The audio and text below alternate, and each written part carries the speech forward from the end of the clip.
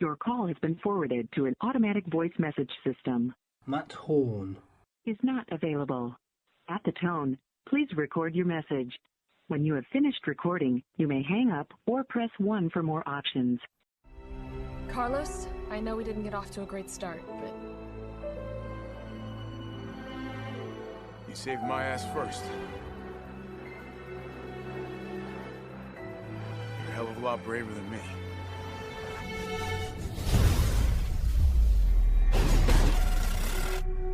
Look at all this. What was Umbrella up to? Matt, pick up. Come on, man, pick up. I got an important message to convey. RE3 Nemesis. It is amazing. Matt, for Christ's sake, pick up. Check it out online, man. You're just gonna adore it. It's Bill. Speak later. on the line. We have William Hope talking to us. Where are you talking to us from, William? I'm actually in London at the moment, locked in and feeling fit and healthy, and it's all very surreal. Now, obviously, I do have to point out, and this is breaking news here, it turns out we're in lockdown for another 3 weeks. Yes, absolutely. And we're not going to start getting into a political discussion as to how or why that should be, but apparently this has just been announced, yeah. Obviously, I do have to ask, what's it been like for you? Where are you calling from, Matt? Leicester. All right, so the weather has been amazing. The Easter weekend we just had has been gorgeous, and of course everybody's been locked down. If you're lucky enough to have a garden or you get out to do a bit of exercise, it's been very surreal. From my house, I can see the Shard and the downtown of the city. It's so bright and luminous, it feels very weird. I almost feel like I'm in the south of France or in the desert somewhere. The air is so clean. So it's been very counterintuitive, and I've been doing all the things that I don't usually get time to do in normal hurly-burly of urban life. I've been reading a lot, I've been doing some writing, and I've been watching movies and doing a lot of Skype and Zoom and stuff with family. So I have to say it's incredibly surreal and very weird. I just find it astonishing that the entire planet has gone into virtual shutdown in a matter of weeks. It's unprecedented and pretty strange. How about you? What's it been like for you? It's been interesting. The queues outside Lidl are just ridiculous. Yeah. Which actually, I suppose, brings me nicely onto my other question, the funny question of this interview, which is, are you fully stocked up? Well, I'm as stocked as I can be. I never want to particularly panic, so we kind of buy every 2 or 3 days. I get stocked up on what we need every 2 or 3 days, and to begin with, people were a bit insane and indulgent and panicky. So that got a bit weird, but I think things are settling down and everybody's just thinking, okay, we're in this together, and applaud the NHS outside our front doors or whatever on a regular basis and just get on with it. So I'm as stocked up as I can be, I think. Especially on toilet paper? Nah. I've never understood that, but, you know, what, the flu gives you diarrhea? I don't know. I don't understand it. No, I can't either. There is a British news story that is certainly going on around the world now, which is this wonderful, I'm not sure if you've seen it, William, that 100-year-old man who's walking in his back garden. £15 million. £15 million, yeah.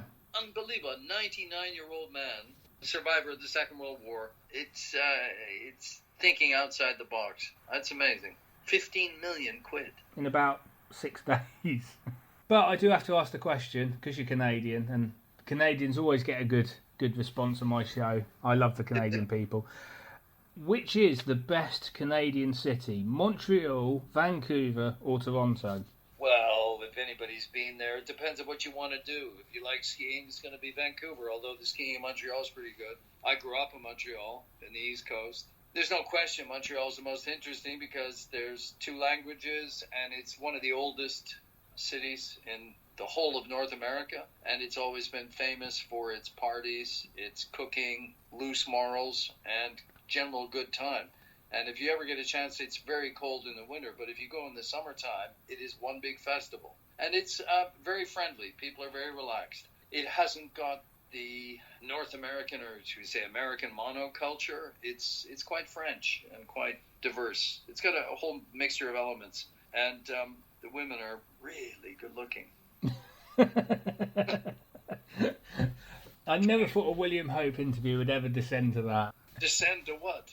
That's not considered a descent in Montreal. It's considered a wonderful compliment. So the reason why we've got you here, is to talk about Resident Evil 3, which was released a couple of weeks ago. Yeah. Now, to popular response, I think that's quite evident. You know, obviously it's popular amongst the fans. Yeah. Question for you to start off with. Did you know much about the Resident Evil franchise before you started doing the production side of it? I certainly have been very aware of Resident Evil as a huge global event brand. People for years have been raving about it being a fantastic game and stuff. When video games started coming out and computers and things were developing, I was really, really busy doing other things, part of which was taking care of a young family, a couple of kids, as well as working a great deal. So I never, ever had the time to sit in front of screens.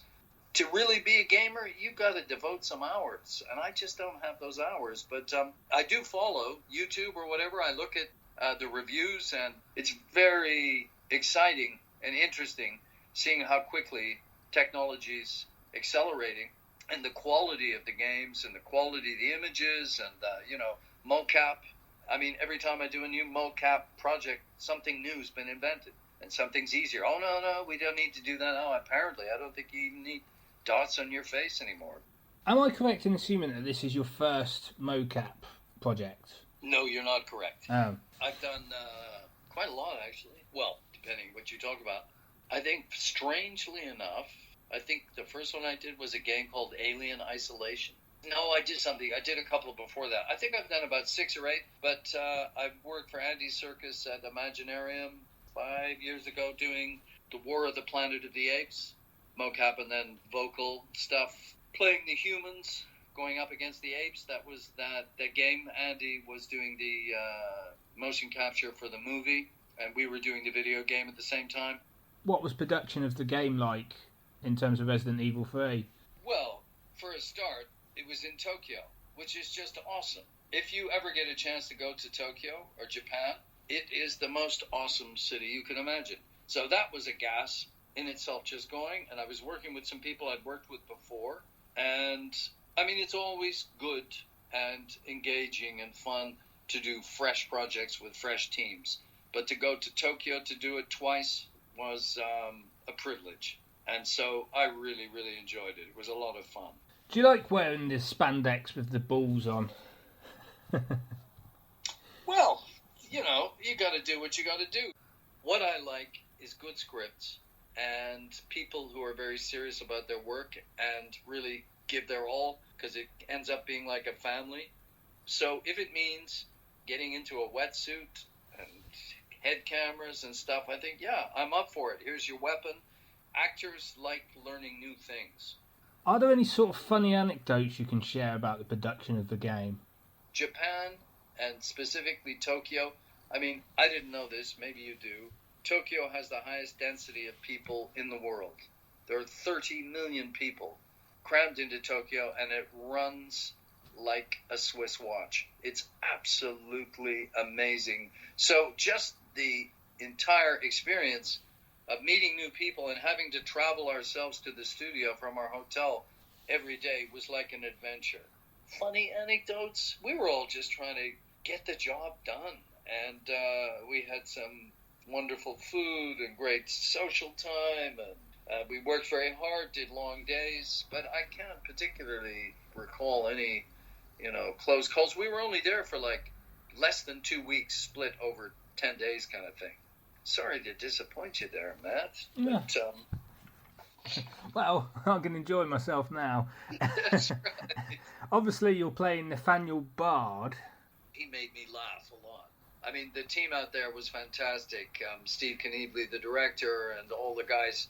There were about 30 of us on set every day. It's been a while since we were there. But it was terrific. What was the question? Well, you're playing Nathaniel Bard, and you're also playing Mikhail Victor as well, aren't you? Yes, yeah. Mikhail Victor. So one, there's a big heavyweight Russian mercenary, and the other is an uptight scientist who's really quite comic. But we worked on the script quite a bit. I've seen bits of the stuff, but have you gone through it, Matt? Have you been through the game? I've not had a chance to play it. I'm doing the interviews first, and then I'm playing it. Of course. Yeah. But the question I had for you really was, do you think it would have been better for either Nathaniel or Mikhail if they'd have both self-isolated? Probably. I can only speculate. Absolutely. But, Mikhail's a hero, and he's going to do his best and damnedest. And poor old Nathaniel gets an attack of guilt and remorse, and he's going to do right by everybody. So I think it's more kind of like where we are now. We just have to get on with it, do our best, and contribute all we can. So those guys did what they did in their own ways. I mean, I said to Jeff Shin the other day, I said to him, technically, would it not make sense that Carlos and Jill, wouldn't it make sense that Carlos and Jill are key workers? You could say that pretty safely. They're key workers. Yeah. What is your background in terms of game playing, Matt?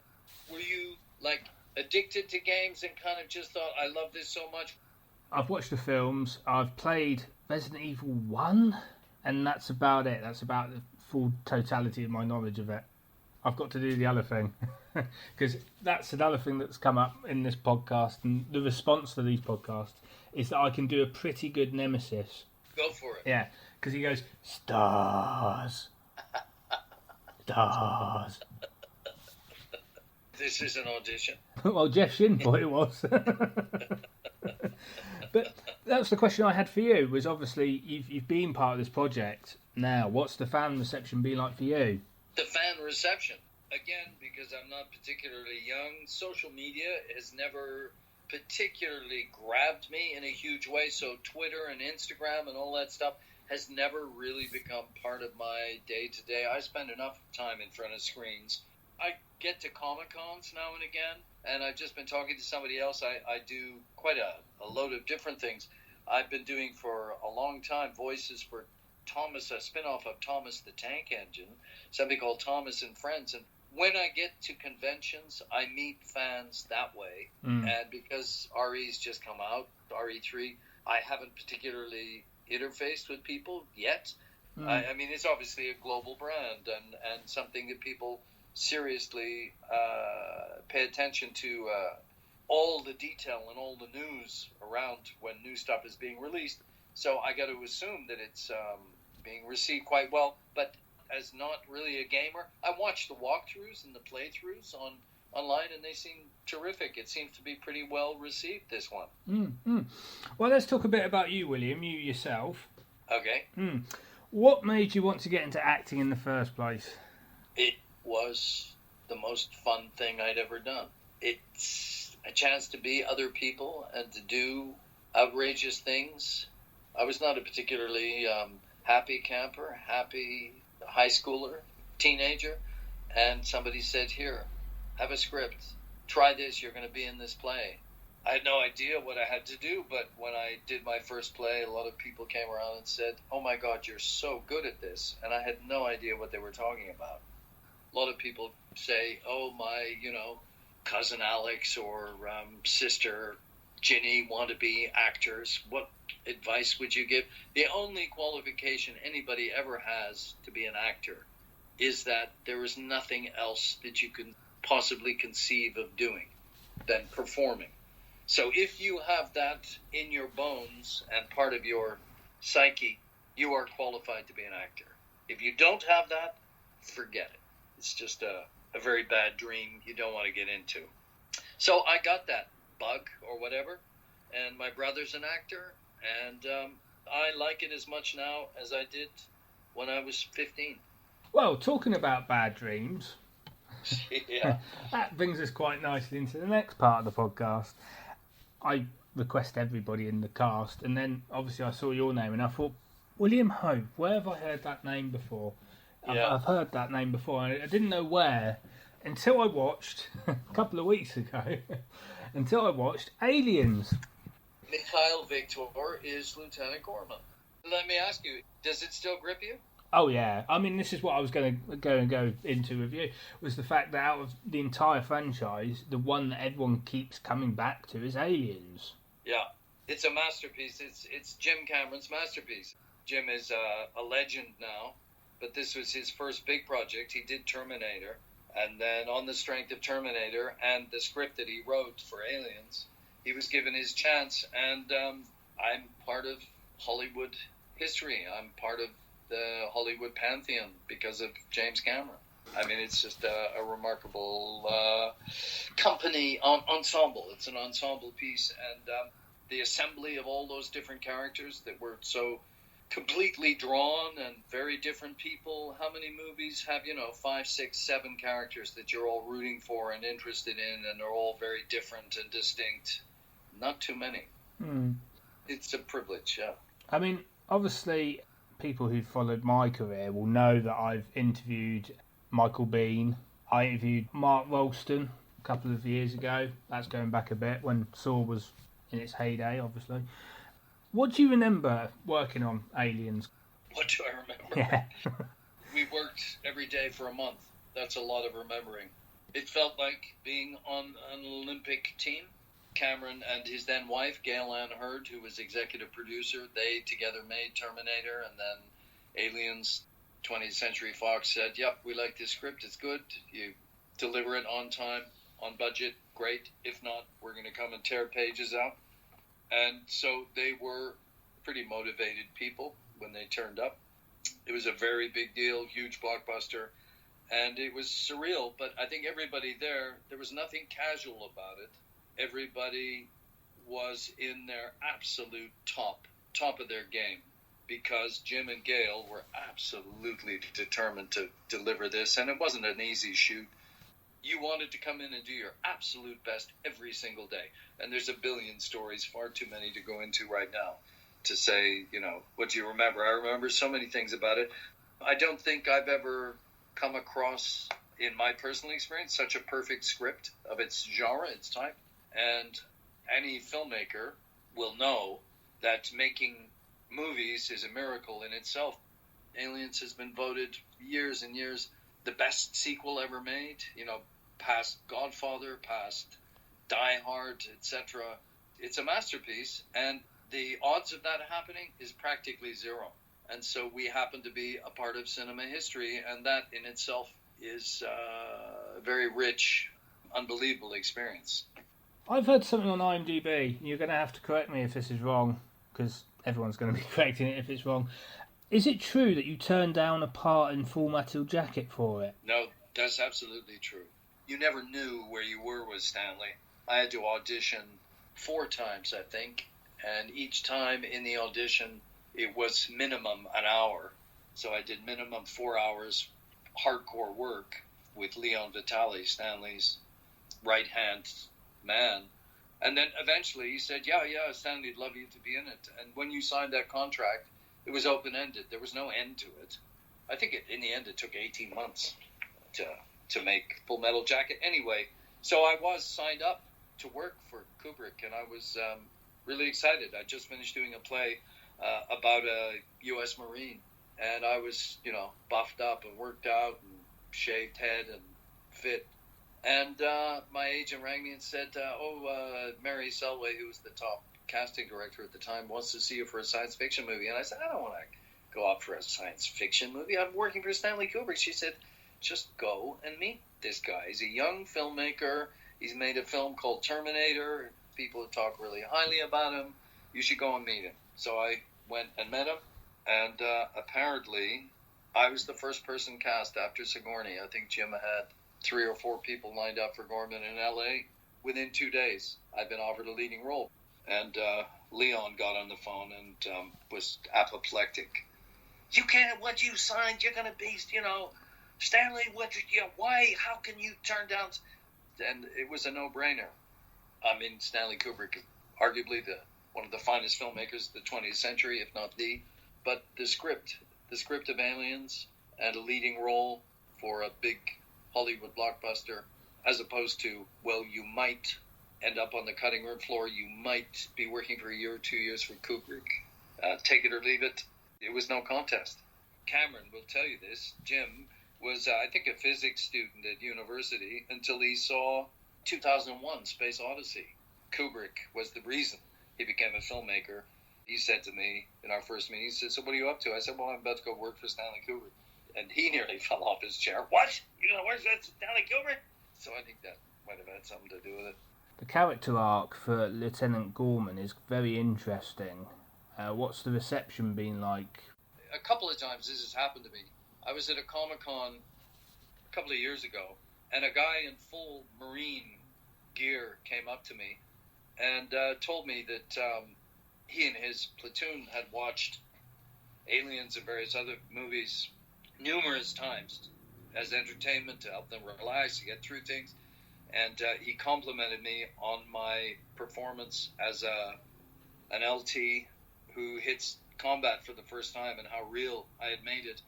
And I just could barely believe that here was an actual soldier who fought in Afghanistan and in the Desert Storm complimenting me on how I helped him get through his service. It just humbled me immensely.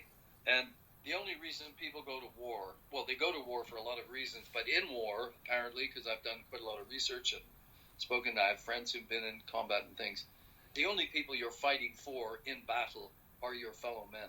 And what we see with Gorman, he gets through his, what do they call it, PTSD, comes out of his PTSD and thinks, right, you're a Marine, come on, you got to fight. If the movie went on, he would be as big a hero, full-blown Marine as all the rest of them. He just had to get over the bump. Obviously, you went back to the franchise through Alien Isolation. Yeah. What was it like going back to the franchise after so long? Well, Alien and Aliens had created such a hardcore, resonant archetype or genre. Everybody got in the bandwagon because it provided such rich, dramatic scope. And so I had been very aware of how powerful and immediate that kind of genre had become.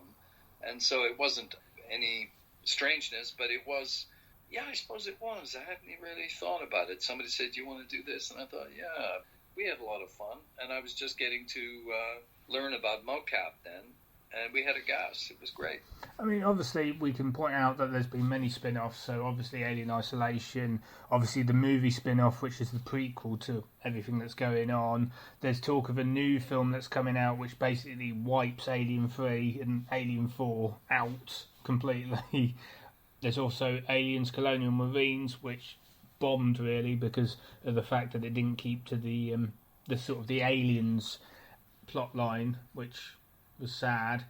When you look at it now, you must be thinking with stuff like Prometheus and Alien Covenant, you must be thinking, damn, I wish we'd had that, in the 80s, like mocap and, all the special tech now they can do. No, not at all. When Sigourney is in the power loader fighting the Queen for the last time, get away from her, you bitch, and there's this scene where the teeth, the Queen's head is coming and the jaws are snapping at her, and she got the flamethrower, get away from her, you bitch. Jim is a very fine artist, graphic artist, and that was a storyboard image that he had drawn, and the storyboard, the picture that he drew was exactly what ended up on the screen. Now, to do that before computers, before CGI, before any of the technical wizardry we have at our grasp now, to actually make that happen on a screen from a drawing or an image in your head is truly masterful. And the entire picture of such scope and size and detail to come out of puppets and robots and fake sets, no digital magic, is an unbelievable achievement. And to have the film 35 years later still playing to grandparents, parents, children, grandchildren is unbelievable. How many movies can say that? I think part of the enjoyment of the film is looking and seeing it in that achievement. The fact that it was put together by the craftsmanship and mastery of all the people who made that happen. Biggest of all is, of course, Cameron, but all of us did the best of our job and came up with something that told a heartfelt, thrilling roller coaster ride. And then obviously I look at your IMDb, which I always have to, and I'm thinking Aliens, what could be one project that completely distances William Hope away from the Aliens franchise, the Resident Evil franchise? Thomas the Tank Engine. Yeah. It's not actually Thomas the Tank Engine, it's called Thomas and Friends, which we developed, a group of us developed as actors, 2011, I think. It was a spin-off of Thomas the Tank Engine. It was a gas, great scripts. We had a lot of fun, still do. I don't know, do you have any kids? No. Okay, so if you ever have children or you have nephews or cousins or whatever it is, if you sit down and watch a Pixar movie, I don't know, Toy Story or Finding Nemo, and you're with a 4-year-old or a 5-year-old, you just disappear to another place. It's a very magical thing to sit in front of a beautifully told story with a young kid or kids. It's amazing. And the scripts in Thomas and Friends, well, I think it's the most globally popular, famous under-5s cartoon show there is, I think, or it was at one point. I've got a DC franchise thing coming out on Audible soon, but I'm not allowed to talk about that. Those people who love graphic novels in particular, I think they're in for 20 hours of heaven. Well, it's a quick one. Obviously, you've been in a number of different projects. Which actors and actresses have been your favourites to work with and why? And who would you like to work with in the future? With all respect, it's kind of a meaningless question, and I understand why you ask it. Every actor is always doing their best, and some are spectacularly talented, and there are a lot of really good actors, and really, certainly in camera work, you're only as good as the team around you, and in theater, it's true. You're only as good as the ensemble and kind of company around you. I have to say it comes down to writing. When the writing is excellent, then the actors can really take off and soar. I mean, of course, we all have a list of a dozen or 24 people we think are amazing. And, I could sit and dream, say, oh, I'd love to work with him or her or whatever. I've just finished watching, what have I been seeing? Yeah, Ozark, the last series of Ozark, or Better Call Saul. There is some absolutely magnificent work happening, and you can point to actors and think, oh, I'd love to work with them, et cetera, et cetera. But the great thing about this business is that you're always surprised. And there are way more actors now, way more people who want to become actors. So there are surprises all over the place. So what can I say? Favorite actors? You want to say what periods? When I was young, De Niro and Pacino and all kinds, Robert Duvall, all those, Scorsese stable, Francis Coppola, those kind of stable, that's years ago. And now more recently, shout out, Frances Pugh. There's some wonderful actresses. What's her name from The Crown? Oh my God, playing the Queen. Just magnificent. It's a very big question. It's a very big universe. So, we could sit down and talk for hours about this. But I can't say anybody comes instantly to mind thinking, oh, I will die a happy person if I work with them. I just like good scripts. Does that answer your question? Yeah, I think you were thinking of Olivia Colman, weren't you? Well, yeah, Olivia. She was in Thomas, then she had to pull out. She got too busy. No, Claire Foy. Oh. But Olivia as well. Olivia Colman in Fleabag, just amazing. All of Fleabag. The range and diversity of work that's available to us. We're in lockdown now. Westworld. Started watching Westworld. I mean, look at the pyrotechnics on that. It's unbelievable. Things are developing more and more all the time. The technology and faithfulness, and I don't know if you got a chance to look. I did a Walking Dead trailer for a new character called Grant. I think won an award for the most cinematic trailer. At points you can't tell that it's computer generated. You think, oh, this is a movie that's been shot. They're getting closer all the time. It is incredible. Well, I'm going to give you a 1 minute plug, William. A 1 minute plug to plug Resident Evil 3. Yes, and anything else you've got coming up, because next year you're going to have the Aliens 35th anniversary anyway. That's coming. But yes, anything that's coming up. everything's in hiatus. Things have got shut down, and nobody knows where this pandemic is going to lead us, how long it's going to take to get out. You know, finance is very, very tricky in film and television. I think we're in unprecedented times, which, as an optimist, I would like to think very creative things will come out of this. We're in something of a revolution. And so the only thing I can say for sure, what's happening for me, I've just finished this thing for Audible, which I think is really a beautiful piece of work, directed by Dirk Maggs. I'm not sure whether he's even got through the post yet or whether that's been affected, but it's due to be announced on Audible. It's based on a graphic novel and would be about 20 hours of drama. I play an absolute maniac, which is fun, and who's very funny. And I'm just doing a lot of voice work at the moment.